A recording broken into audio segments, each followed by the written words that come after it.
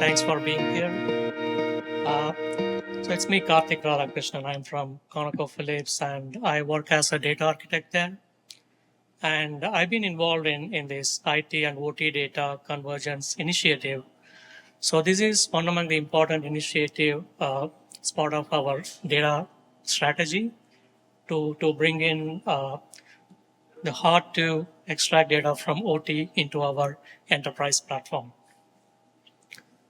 So I have very few slides, just I want to let you know in advance. Okay. So a little bit about ConocoPhillips. If you're not from Houston area, so we are oil and gas company and primarily in the oil production, and we operate across 15 countries with 6 different operating segments, starting from Alaska to Asia Pacific. And our total assets is over $124 billion. And we are, of course, headquartered in Houston, Texas. Thank you. So this map shows our footprint across the globe. As you can see, we spread across from Alaska to Asia Pacific, and some of them are exploration and some of them are production. But as you can imagine, data originating from all these different assets, how we manage and how we can make it work together, especially the OT data from all these different operating areas. It has been difficult to manage before we embarked upon this journey to merge IT and OT data.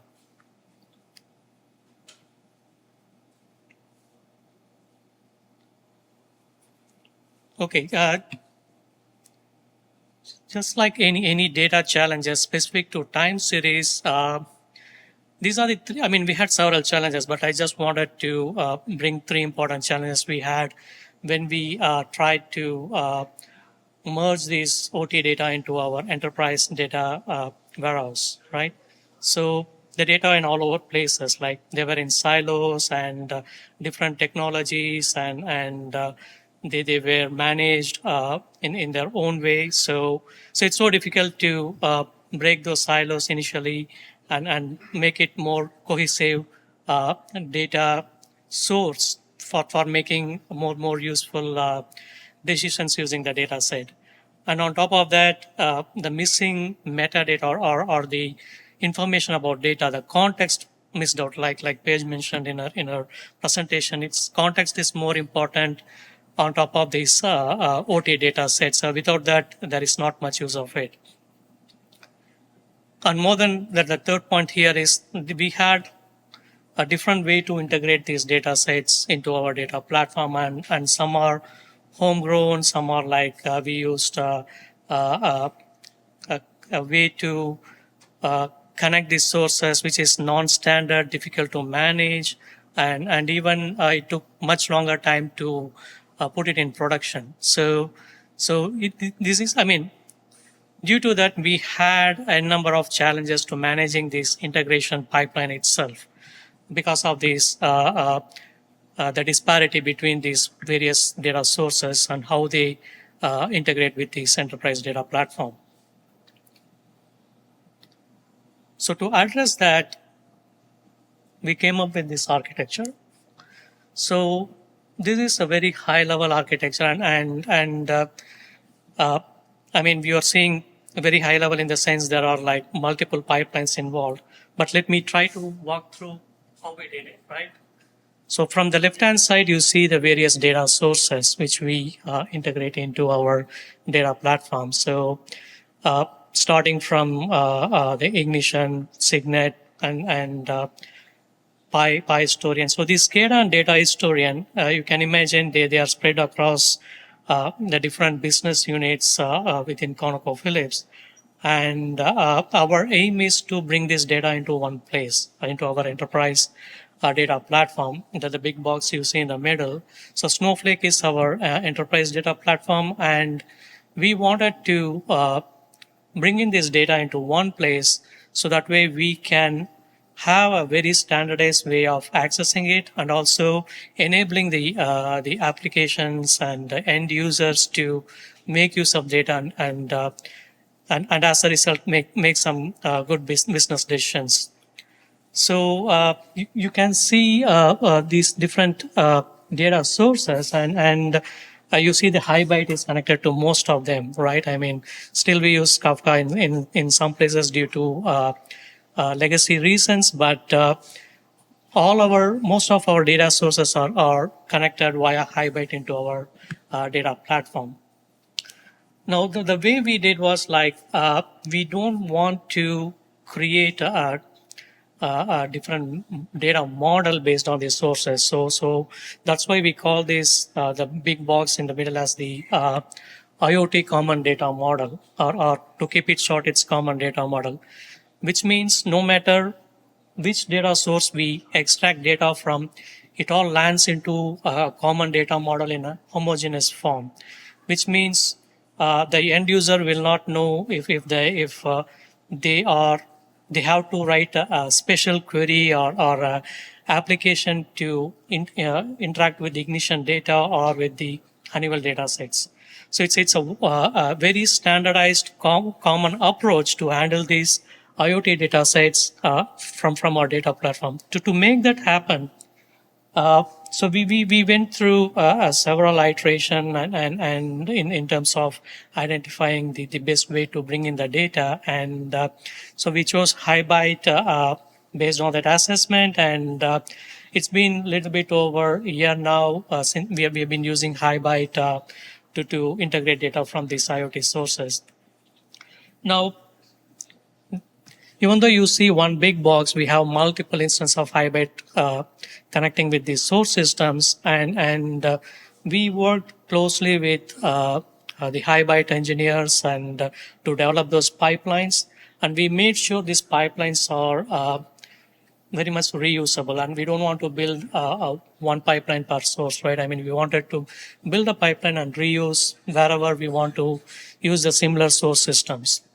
So we succeeded in that, and right now we have like if you take Pi system here, the historian very commonly used across oil and gas, we have around 4 different Pi instances, and all using the same type of pipelines to ingest data into our data platform. So when you land the data in our data platform, let me see if I can use this. Bear with me. Yeah. Good. So when we land this data in our raw layer or the landing layer, it's not homogeneous. I mean, the MQTT data from Ignition and REST API data from Honeywell, they all in the different format, right? So, but however, we made it. I mean, in a consistent way that there is a transformation process from the log to a raw layer to the foundation, which takes care of loading the data into the respective common data model objects. Now, one thing we did along with this to bring in the metadata as well, right? I mean, so not only the IoT sensor data, the metadata like what is the asset hierarchy, where this specific sensor data is coming from which well or from which equipment. All that information is captured, extracted using HighByte from these data sources. So once we land and made this foundation data ready to use, this is where this IT and OT convergence happens, right? So we have one big data platform on Snowflake. That's where we store all data sets within our organization. So imagine we have the n number of the IT systems like the production, maintenance, ERP, and even we bring in some third-party data sets to build some reporting and analysis on top of that. So they can be merged and then married with these OT data sets, and that made it very. It proved very useful and impactful for a number of use cases which we have developed on top of this. We have different use cases, like we have a number of dashboards built on top of this IoT data set, and We have AI, ML use cases, and there are some applications consuming this data set as well. So one thing we wanted to make sure is that we don't want to just take everything from on the left-hand side and dump it into Snowflake, right? We want to be more use case specific, and all our data extraction is use case driven. So that made it our data. I mean, IoT's data platform is more valuable and also more clean, right? I mean, we are not bringing something not used at all. So in future, as we add more and more use cases, we can always bring in, replicate those pipelines and bring in these data sets in it. So let me see. So here are some key metrics, what we have today. So using HighByte, we extract over 8 different SCADA and historian systems within our data platform. And every day we ingest over 1 billion rows of sensor data in data platform. And so right now we have 3 million sensor data, which is growing as we speak. And now we are adding a few more assets to this data platform, and we can see it's going to grow like at least twice in the coming year. And there are, like I mentioned, we have over 400 plus dashboards which are actively consuming these data sets.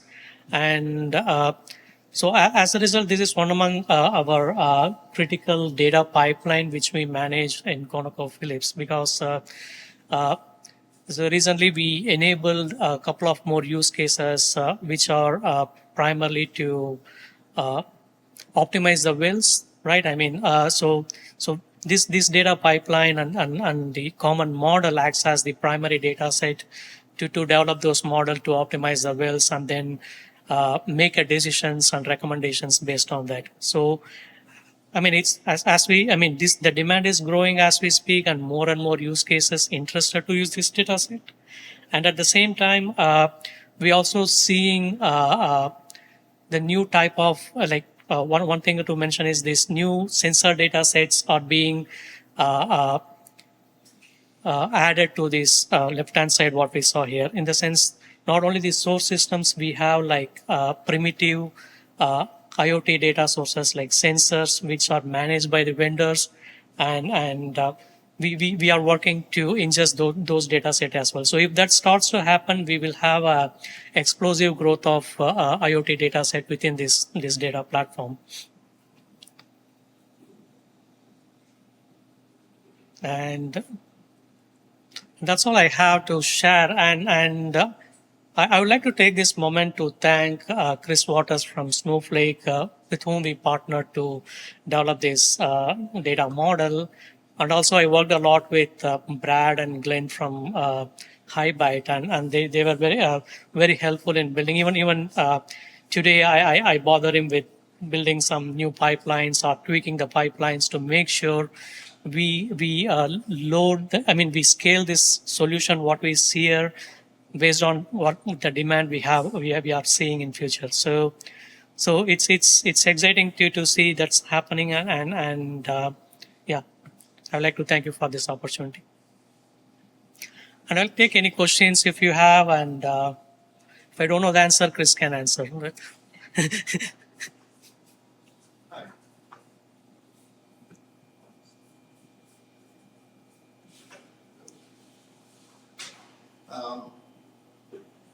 So all your data's coming in, it looks through historian. You've got IoT PhD, ignition. Is HighByte retrieving data from its source, like Delta V or any of the other platforms, and is it taking it all in real time? So like getting a snapshot from the historian and passing it along, or are you batching it by collecting?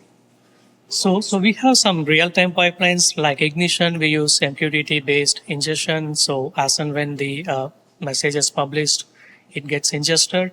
Whereas in the case of Pi and Honeywell, it is batch process. Even though it's batch, we are getting like as soon as 30 seconds from the time the data produced to our data platform. So it's a mix of both real time and batch ingestion. So in the future, are you thinking of going to some of the DCS directly and consuming the data, or? So we have again we don't directly connect to the DCS, but it is so if you take our network architecture, we can reach up to the DMC 3.5 level, not to the 3. So all these data sources are one level above this level 3 network. So they bubble up the data to these systems like the Pi historian as we know. Same with Ignition as well. So there are some sources. I mean, most of these systems have the sources beneath them and which are feeding to these systems.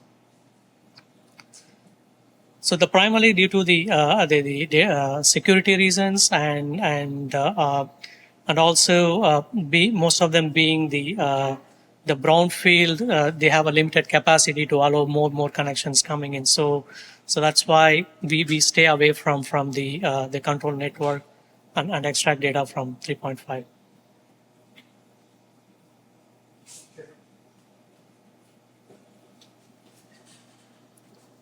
Hi, Karthik.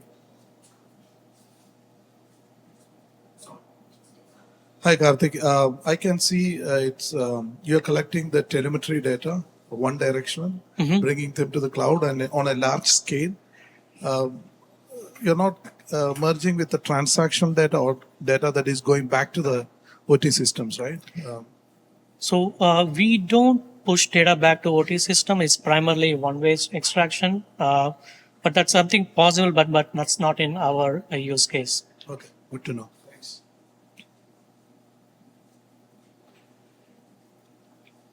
Thanks, Karthik, for the great insight. So I'm an Ignition developer personally, and my question is more on the tag naming nomenclature. Mm-hmm. I have seen like systems named differently by a different systems integrator, or an engineer like 20 years ago was following a different model of naming the tags. Have you encountered any issue in combining all these different sources? And I'm sure like a temperature transmitter is named something else in Yep. Ignition, different in Pi, different from Honeywell. So how did you tackle that challenge? Yeah, that's a good question. Yeah, so that's why we bring in the metadata or the context of those tags as well.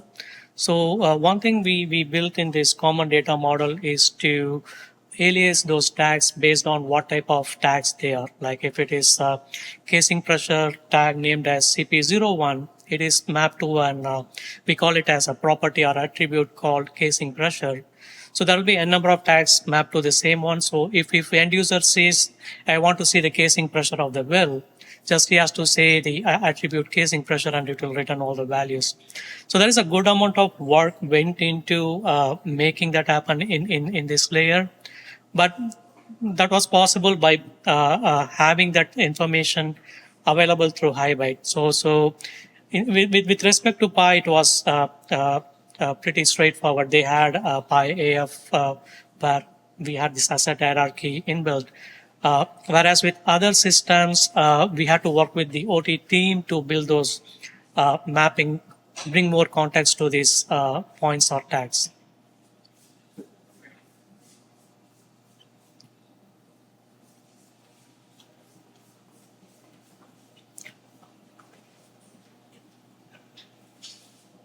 Can you talk about the solutions sitting on top of Snowflake, or that is on the right-hand side? Maybe some of the technology that you're using, and also I'm curious, for all those different use case models or downstream data products, what would you say are the most popular, maybe most valued in the organization? What are users getting the benefits out of all of this fabulous architecture you built downstream? So, sure, I can mention a couple of use cases. So, one, like I mentioned, we are feeding a solution for gas lift optimization. So basically, that's a very high-profile project which brings a lot of dollar savings to the company. Like make sure these lifted wells are optimally operated and producing as planned. So the time series data is very key for that model to work. So like mentioned, we started working on this a year ago, and this is one of the biggest use case being it's consuming using the data model. Likewise, we see more traction towards the data science and AI ML kind of use cases as well. So that goes back to, one thing I forgot to mention is that some of the use cases, we go back and bring the whole history for the specific set of tags. And we, using HighByte, we were able to do that. And so those data is fed to these data science initiatives based on which they're making some inferences and business decisions are made. Are those teams using like off-the-shelf solutions? Or are they generally more like custom built? Like, is it Spark, or are they using like specific application platforms? So Snowflake itself is a platform because all the data science initiatives, most of them is running on top of Snowflake. But wherever, the other way you can say is that if the consuming application cannot read this directly, we provide a data share option, and even so which is again Snowflake to Snowflake integration of data, and then they can consume it from there. So it's having the data in Snowflake has made it more simple for us to enable and access to these applications or consumers. So that's how we do that.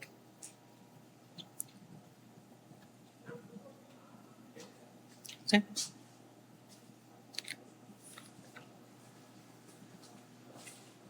Thank you. Thank you for the opportunity. Thank you.